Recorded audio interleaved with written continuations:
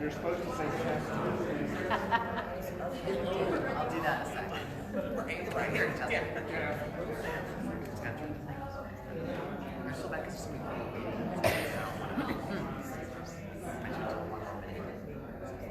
There's people from India.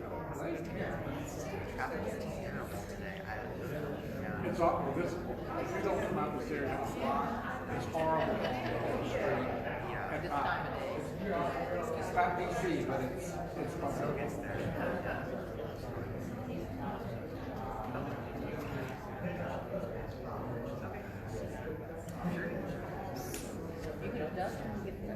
I went over this call. It's called a dead cat. Is that what it is? Yeah, feel it. It's a witness. That one swap should have that thing. You just lean over and pop it. Yeah. I just want to. That's not eradicate. Yeah. That's what we're supposed to do.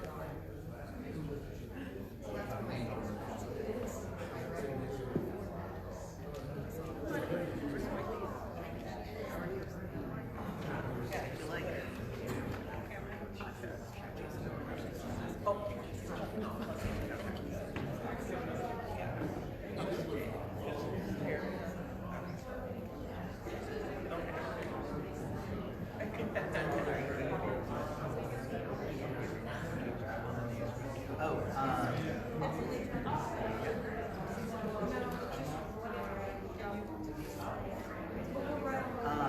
There's not going to be, there's not. Yeah.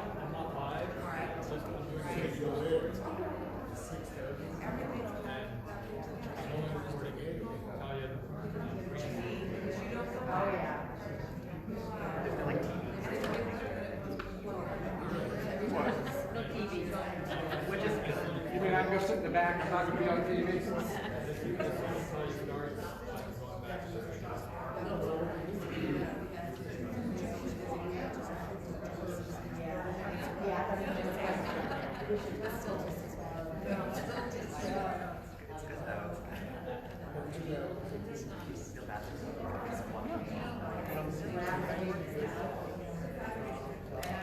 Yeah, we're doing a live stream.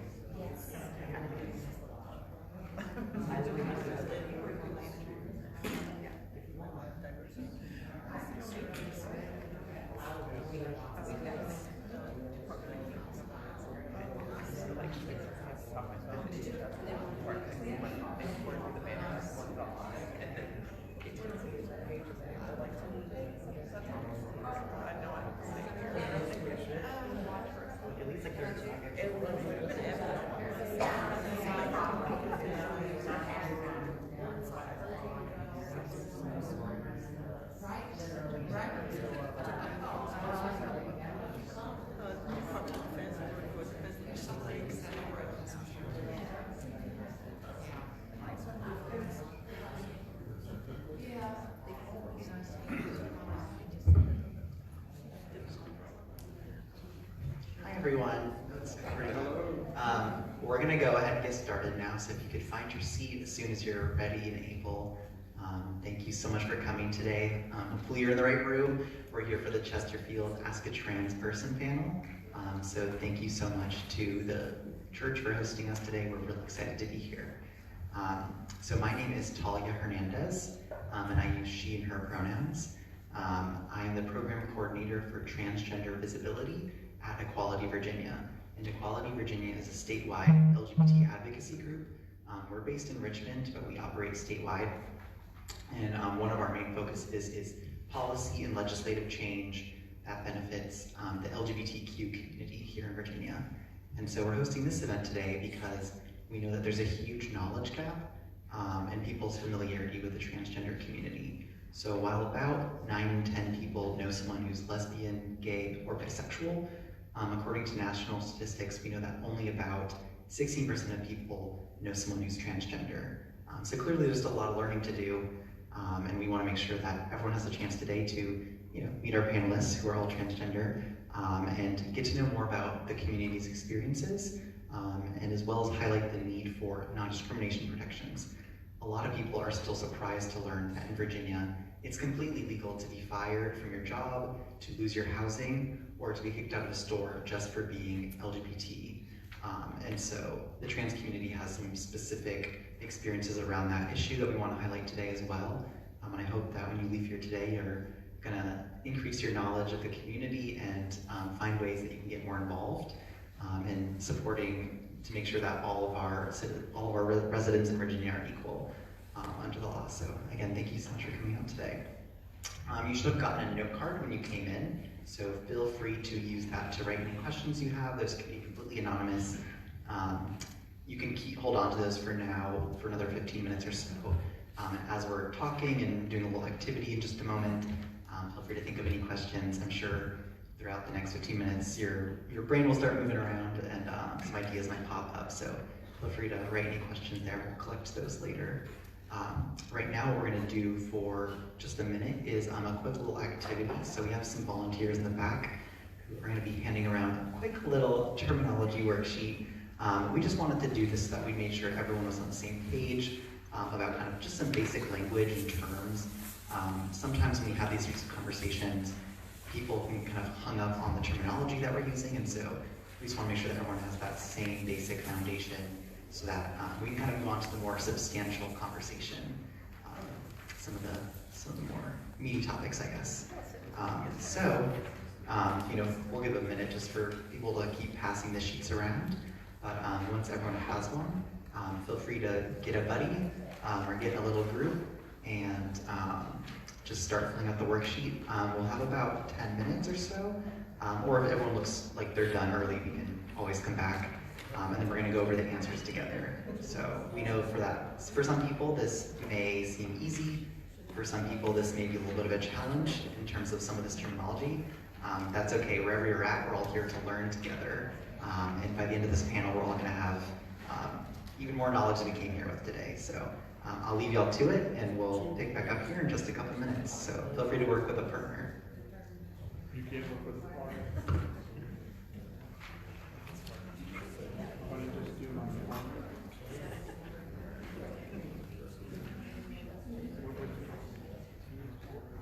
I didn't quite read off of this, but that's the general.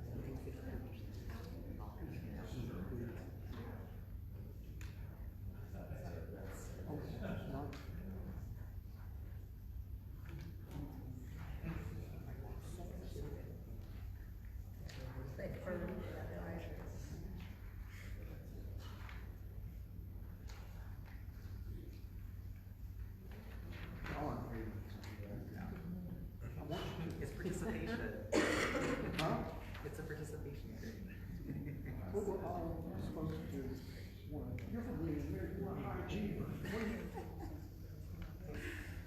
I trust you. That's all I say.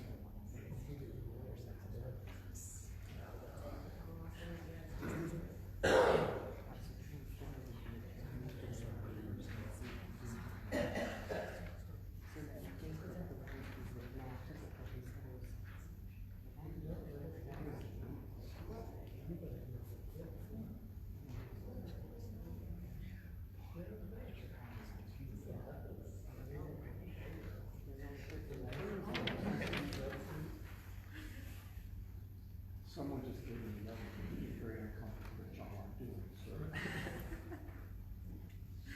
I have done it like 5 times. I bet. I'm a teacher, you know. Like, Well, I used to be a teacher, I didn't get my red pen out, so I'm gonna check it now.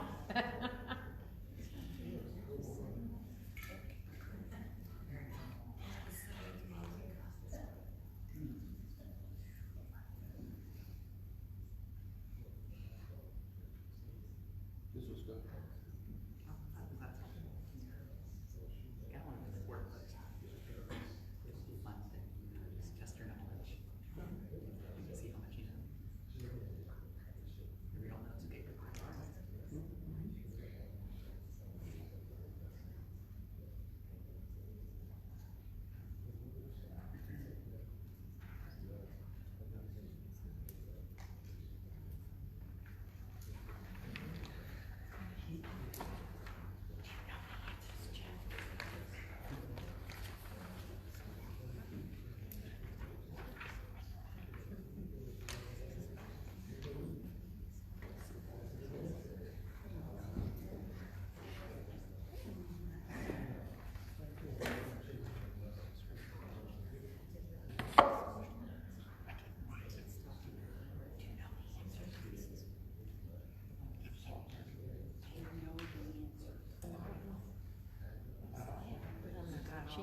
We're not gonna cheat.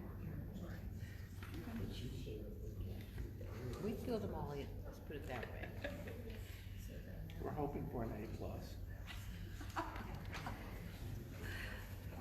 Look, fingers crossed that we do.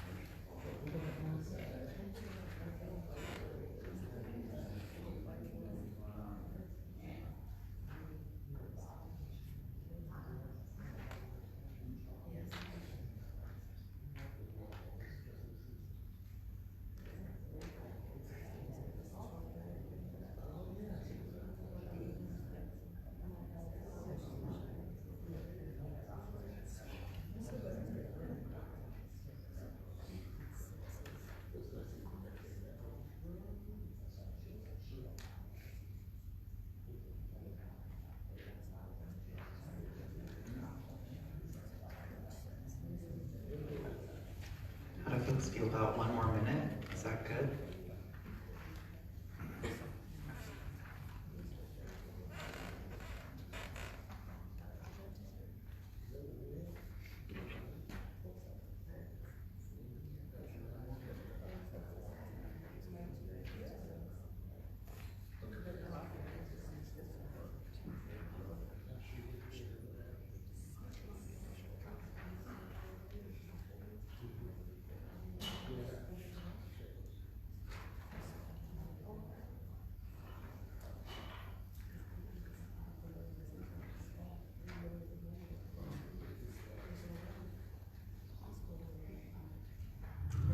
Sorry. We're going to come back together now. Thank you so much for doing that. Hopefully you got a good sense of how much you know, how much you need to learn, but that's okay, we're all here to learn together. And so we're going to go over the answers, just to make sure we're all on the same page. And so I'm going to ask some folks if they're going to be willing to share their answers. It's okay if you get it wrong.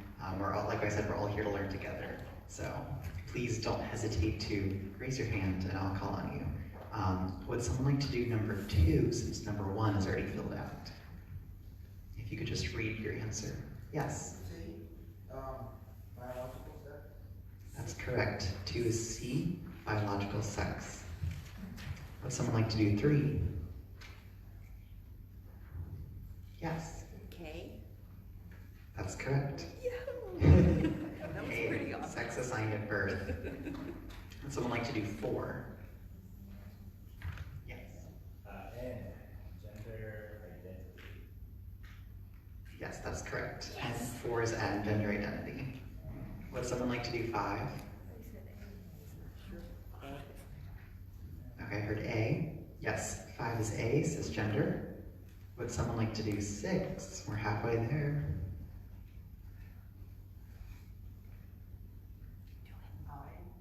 Yes, 6 is I, transgender. Would someone like to do 7? Yep.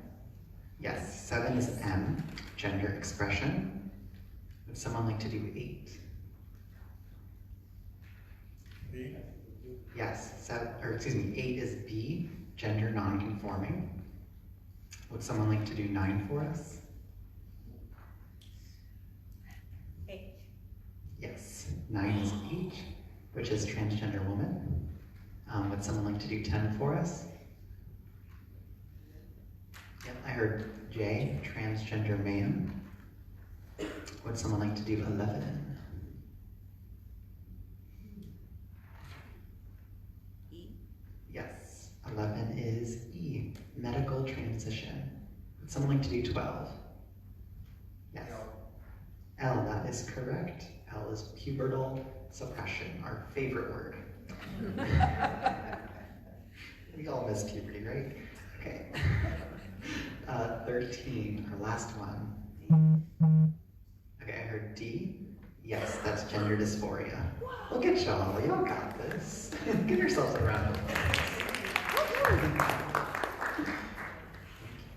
And again, so hopefully that sparked maybe some questions in your mind, or just got your wheels turning. So feel free to write any questions that maybe you're already flowing through your head right now on the note cards, and we'll collect those in just a couple of minutes now. So we'll give you some more time to think of things, but we have some pre-prepared questions that we can do to start us off.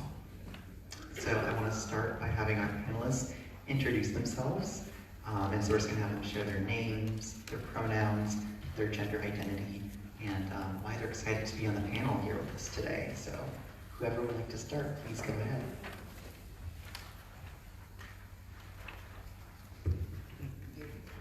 Hi everyone, my name is Kelly Royster. My pronouns are he and him, and I identify as trans male. Hi everyone, my name is Aurora.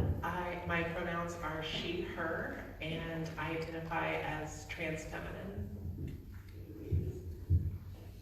Hi everyone, my name is Caden. I am a transgender man and I use he, him pronouns. Your what pronoun? He, him. Okay.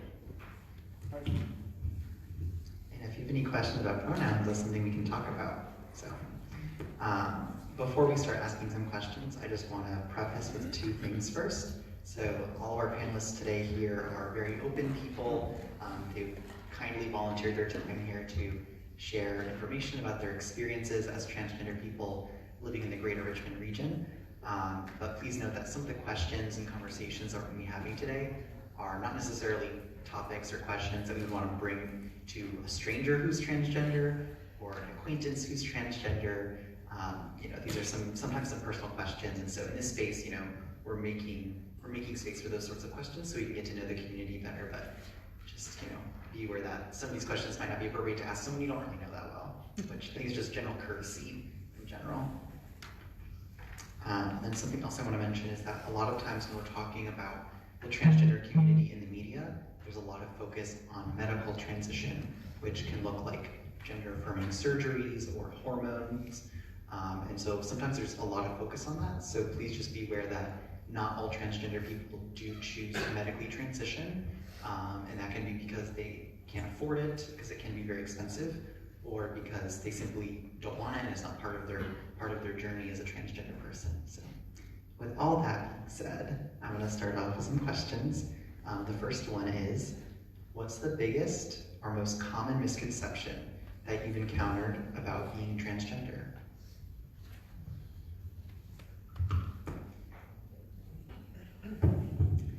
Yeah, I think number one is that in order to be transgender, you have to be either thinking about, or you either have to have already had surgery or want surgery, and that's just not the case. I'd say that's number one.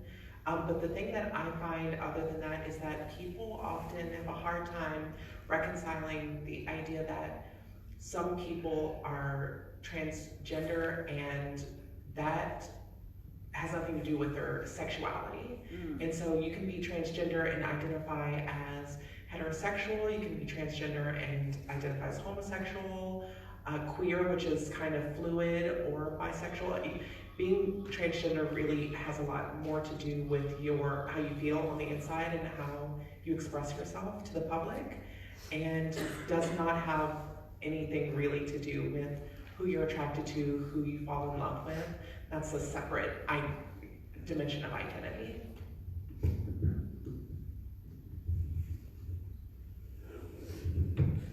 I think one of the common misconceptions may be transgender and drag. A lot of times people mistake the two, and just because someone may do drag doesn't mean they're transgender. Could you explain what you mean by drag? So we're all Drag, clear.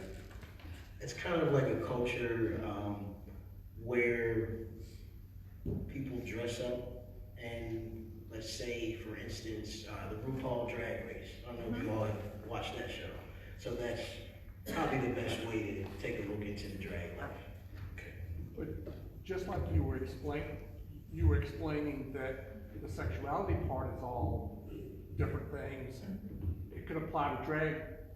Drag people are all dressing drag are also all different.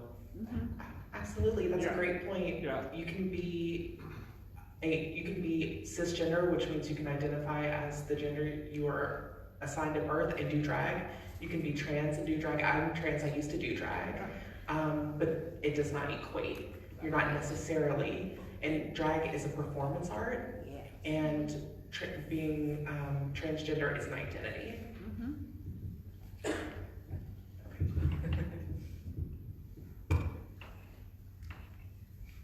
Thank y'all so much for those amazing answers.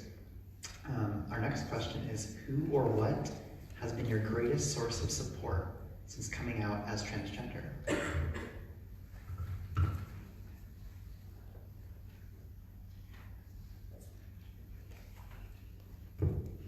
One of my biggest supporters was my mom when I came out as transgender.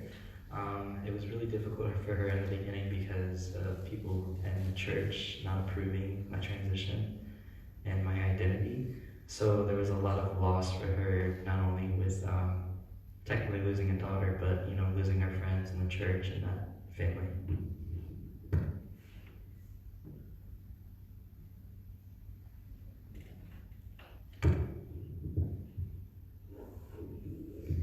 just say the same. My mom was the same. I debated over whether or not I would transition for a couple years before I actually made the decision to transition. And she just kind of related back to my past and was like, well, you know, it's kind of where you've always been. And it just kind of gave me the comfort knowing that I was going to be okay and she had my back. Yeah, similar for me, my family and friends. I'm really lucky that I come from a really open-minded and loving community. And my parents actually, before I told them, before I really knew that I was trans, I think my parents kind of picked up on it and sat me down and basically were like, hey, listen, you know, if you're ever thinking about transitioning, we would support you. And I was like, no, I'm not trans. I think I'd know if I were trans. And then a year later, I was like, yeah, I'm definitely trans. And so, but it really helped for me to have to almost like preemptively have that support, even though I wasn't really ready to admit it to myself.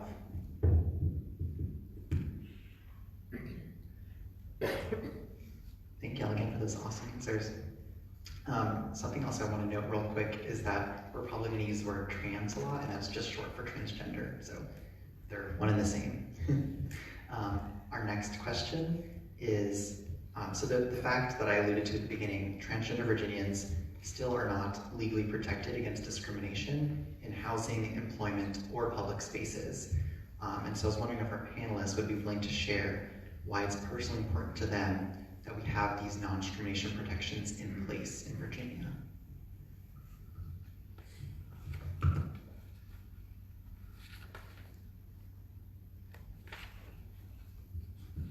Yeah, I think it's really important because for a number of reasons. Number one, it's just the right thing to do is to allow people the means to have a livelihood. And also when you think about it from kind of a more macro perspective, a more societal perspective, if I as a trans person have a job and I can't be fired simply for being transgender, then that means I can afford housing. And if there aren't if it's illegal for someone to discriminate against me in housing, then that means I can work and have shelter. And if I can work and have shelter, that means that I can contribute to society. That means that I can do my job, I can pay taxes, I can be a good neighbor, all of these things that give back to society. So not only is it just the right thing to do, but it's a benefit to everyone. And that, you know, that way I don't have to ask for accommodations, and asking for accommodations is not a bad thing, but I personally would like to be able to have a job and housing so that I can also contribute and be a good neighbor and be a, you know, good person in society. I agree. I sometimes get confused that, you know, we're even having to debate it because it's not like being transgender is being something other than a part of the human race. So we have the same needs as anyone else. So that's how I feel. Aurora made a really good point with that. I'm going to be graduating soon from VCU and starting my professional career in social work. And I think one of the scariest things for me is, you know, coming out or maybe disclosing that I'm transgender and losing my job and my ability to live and be sustainable with housing and things like that. Is it a requirement that you reveal that you're transgender? No. Thank you. So is there a reason that you would have to? I mean, Just because I am, you know, part of the community and advocate for others who can't speak up for themselves. Yeah, I would like to disclose that and be proud of the fact that I am transgender. Hopefully that changes soon so that Absolutely. you are, Yes. you know, without that fear. Yeah, exactly. That's the whole purpose of having this Yeah. legislation, so we can all be ourselves and Yeah. bring our full selves to every aspect of our lives. Our next question, and the final one that I'll be speaking before we take up some note cards, is what do you wish the public knew about being transgender?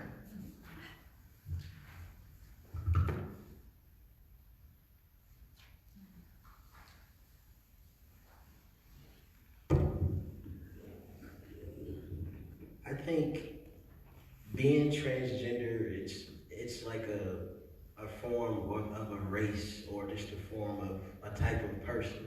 You know, no one person is the same. You know, whether I'm African American trans man, or you know, what so have you. So I just feel like just get to know the person. You know, if you do come encounter with a trans person and you have questions, just deal with everyone case by case.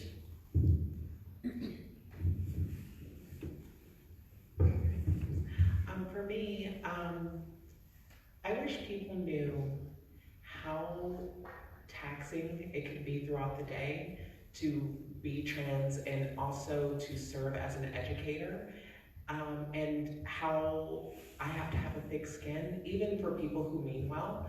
I think that it's very common for people to ask me questions that they want to know just because they are curious. And sometimes it can put me in the spot, and luckily I've sort of aligned myself in my community as an educator, especially for those who are not in the community. And so for me, it's sort of the life that I'm asking for, but that's not the case with every trans person. Not every trans person wants to be an educator about the community. Some trans people just want to live their lives. And sometimes comments like, "Oh, you're so pretty, I wouldn't have known that you're trans," or "Oh, comments that sound like they're coming from a good place can sometimes maybe not land that way. And so I think it's really important when you are talking to people from that community or any community that's not your own, to sort of analyze your questions, and also be open to them kind of letting you know, like, hey, I'm not really comfortable with answering that, or that's not really what I'm here to do, and that's okay. And it's not the end of the world if they don't want to answer your questions. And I'm sure that there are going to be people out there who are going to be willing, like the three of us here. But yeah, that's probably. So for me, what I wish people knew or were more educated on with transgender people in general is that there's nothing wrong with us. It's not a mental disorder or anything like that. And we're not trying to go to the bathroom to sexually assault you or anything like that. And just to understand that we're people just like you know, we houses, we have a family, friends, all that good stuff, you know. And I just wish people wouldn't get hung up on the fact that just because I'm transgender, you wouldn't want to associate with me. Thank you for those real open and authentic answers. I appreciate it. At this time, we'll be taking note cards, so we're going to have some volunteers coming around, collecting any note card questions that you have. So please feel free to pass them up. Yeah, and we'll take a question from the audience while we're doing that. A lot of us are older. You use the word queer, which when we growing up, my parents would not let me use that word in the house. But our daughter was 23 when she came out as gay. You mentioned when you thought you were transgender and your parents talked to you about if you are, do it. Could y'all kind of go down lower in your childhood or whatever? Because it's not always just people like to say you were born, you knew when you were in the crib.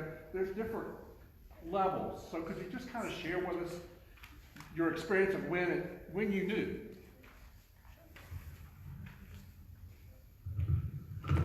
So that's a great question. And for me, it was, I came out to my parents as gay originally when I was 7 years old. And because I had a very open and loving family and community, I felt safe enough to do that. And it wasn't until after I started doing drag that I kind of realized that I wanted to present as feminine all the time.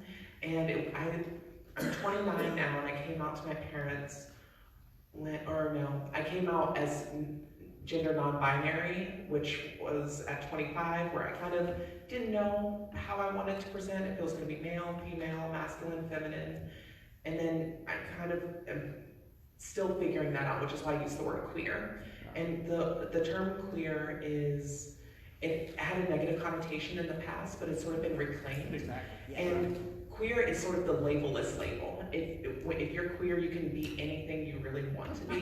You can either be somebody who looks and acts heterosexual and be queer, because what queer means is that there's room for growth and there's room for fluidity and movement, and no one can tell you you're not queer or you're not queer enough. There's no qualification. We're an open, an inclusive club, and it really is just freedom for me. And so I don't know, just like 10 years ago, I didn't know that I was gonna be here, and 10 years from now, I don't know where I'll be, but being queer allows me that space to grow and evolve.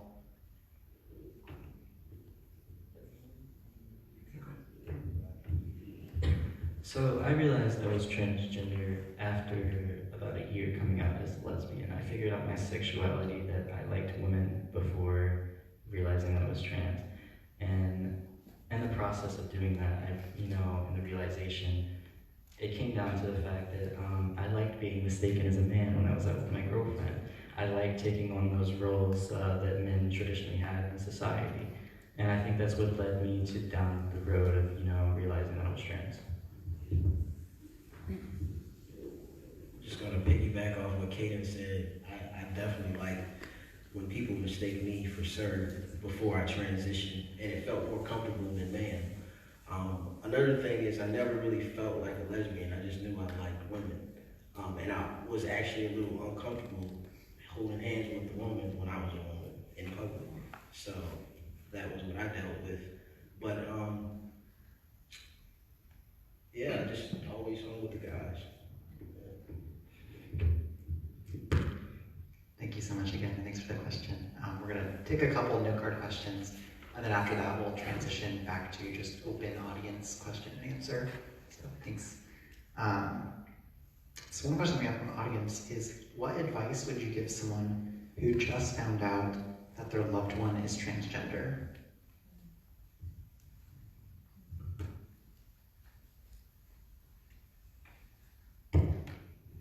Listen as much as you can. Try not to pass judgment. And if you love them as who they are now, continue to love them. It shouldn't change who they are inside.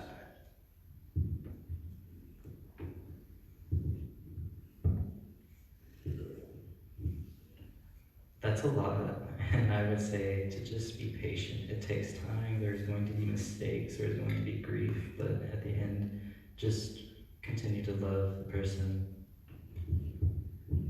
I think what Kaden just said is a really good point, in that there will be mistakes made, and if you can build a rapport with that family member of where you're both growing and both evolving through this, I think that would be really helpful.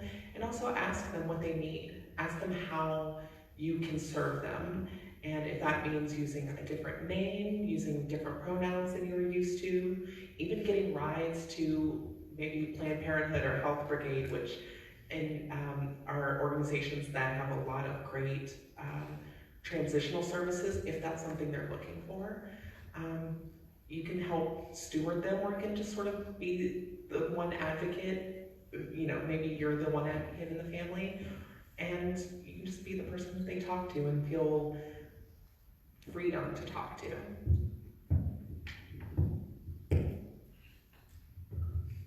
Thanks again.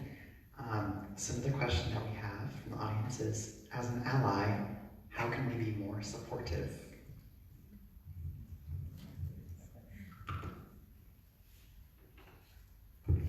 So I talk about this a lot with parents, and my three main things are to step up, step back, and stand beside.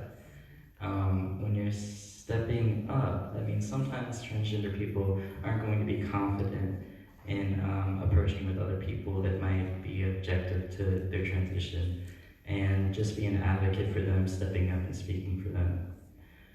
Stepping beside or being beside the person is just being an advocate, but letting the transgender person also talk as well. They may just want you by their side for comfort in the situation that they're going through.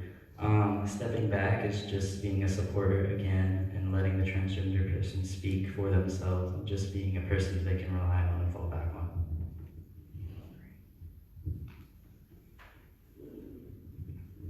I just think a lot of times being trans, and if you're openly trans is one thing, but in those conversations where there may be strife or any type of negative talk, try to push the conversation back to a positive light. So anytime, if you're gonna be an ally, I guess it's being a loyal ally, even if you're not around other trans people. If you have a trans conversation, shed light to the situation. Yeah, one thing that I can think of that haven't been covered by Kelly and Caden was that it actually goes a lot to what Caden said actually, is be an ally to that person even if they're not in the room.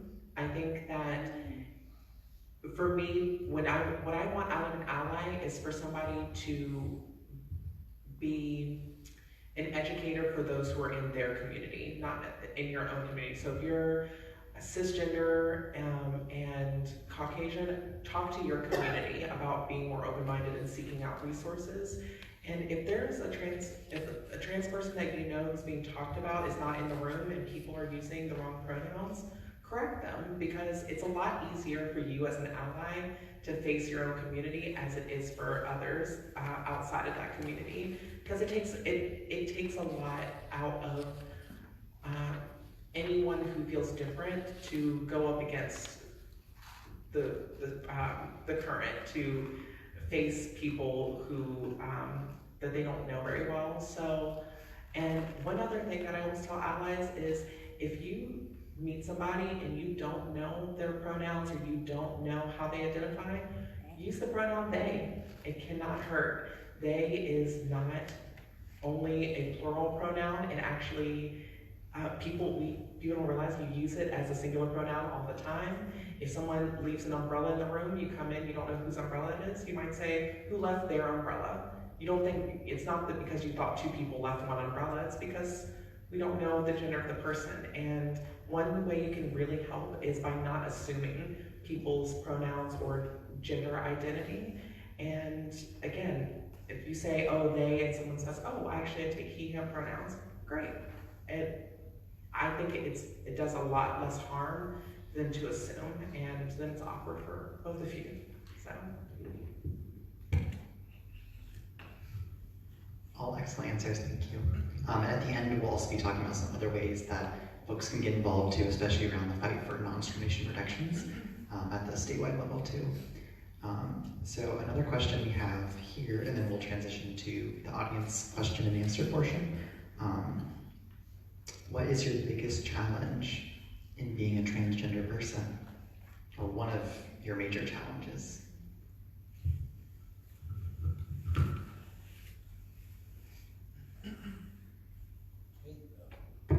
Kaden and I actually facilitate a trans masculine support group for the community.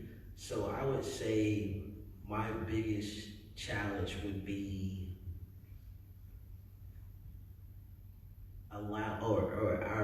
our community. Sometimes, like you said earlier, everyone's not openly trans. You know, some people get to the point where they're stealth, which means, you know, if they have to say they're trans, they will, but publicly they're the gender that they've transitioned to. So I think the biggest challenge is kind of reaching everyone in the community, having those healthy conversations and saying, hey, you know, it's okay to be yourself, you know, or you don't have to be a big, strong man to be a man. You know, the whole model of what a man is supposed to be and what a woman is supposed to be. That's one big thing. It's okay to be yourself, you know. Even if you're not passing, and I say passing meaning you've transitioned and you're looking like the gender that you're transition to. So I think that's the biggest challenge, is just having people to understand it's okay to be yourself. Yeah, I agree with Kelly. A lot of transgender people, once they transition, they feel in order to get respect from other people outside of the community, they need to be hyper masculine or hyper feminine. Yeah. And that's a major issue. Me and Kelly work on that at team, talking to other people that it's okay to be yourself. Another issue I would say is just medical access in general. It's very hard to find doctors that are educated in transgender health and hormones. I want to second the access to medical care. It is incredibly difficult, and so that said, another little thing that you can do that I forgot to mention is give money to organizations who are doing the work and or volunteer, because that does a lot for us. And one of the biggest challenges that I face personally as not just a trans feminine person, but also a trans feminine person of color, is access to education. I'm lucky enough to be a Black trans femme woman who has a master's degree, and I'm applying to PhD programs, and that's all fine and good, but I'm often so scared because I don't know anyone else who looks like me, who has gone through a similar trajectory, who I can lean on, who I can ask for mentorship. And oftentimes I have to build the world that caters to me, because the rules and the way that society's set up is not meant for people like me to succeed. And the only times I feel that I do see myself or people who look like me on TV is on the news, when I find out another transgender woman of color has been murdered. And that's really hard to deal with. That's really hard when you want there to be positive role models, but all you really see are negative statistics. And so that also, I say all of that to say, it also really helps in that regard if you volunteer your time and your money and you talk to people in your own community about the lives of transgender people, and you also allow transgender people to speak for themselves. So amplify their voices, don't necessarily speak for them.